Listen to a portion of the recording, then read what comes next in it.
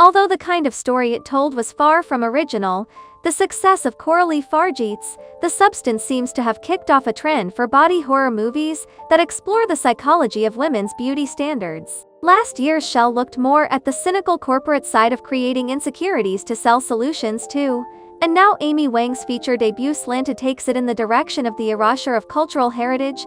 It's a wickedly entertaining movie, which, despite a couple of minor drawbacks, manages to make some interesting points about the self-image of Americans from immigrant families and about teenage girls. Joan and her parents came to America when she was a child, and 10 years later, she is a high schooler looking forward to prom. She desperately wants to be voted prom queen, but feels constantly sidelined or overlooked by those around her.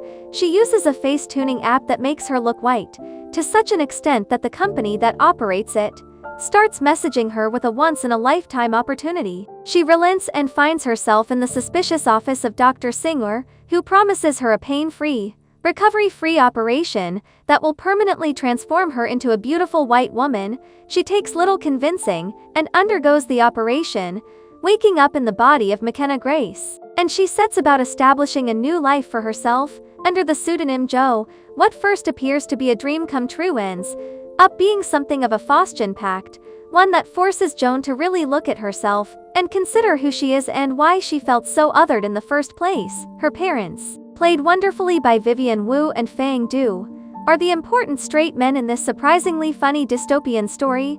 They are completely blindsided by Joanne's surgery when she tricks them into signing consent forms for and outraged that she would want to shed her Chinese heritage. They serve as constant reminders to Joan of the characteristics she feels embarrassed and held back by, and ultimately as the emotional core of the story. The movie says as much. Dr. Singer's office has videos playing of previous patients, explaining how being white has transformed their lives. One was able to become a vet, and says even the animals treat her differently. Another is now able to accuse waiters of sexual harassment and get free meals out of it. Imagine the possibilities. It is notable that almost all the white characters in the movie, including those who are ethnos patients, are not supermodel types like Margaret Qualley in The Substance. They are actually quite ordinary-looking people, which serves to emphasize that whiteness really is the point. You don't have to be hot, you just have to be the right color, and then you get to play life on easy mode. There is a particularly on-the-nose scene towards the end in which the movie's message is spoken out loud, admittedly in quite thought-provoking ways, but again, because our protagonist is a teenage girl, the movie gets away with spelling things out for her. Seeing this struggle through the eyes of a teenager, and all the highly emotional, easy-swayed recklessness that goes with the territory, makes it all much more believable.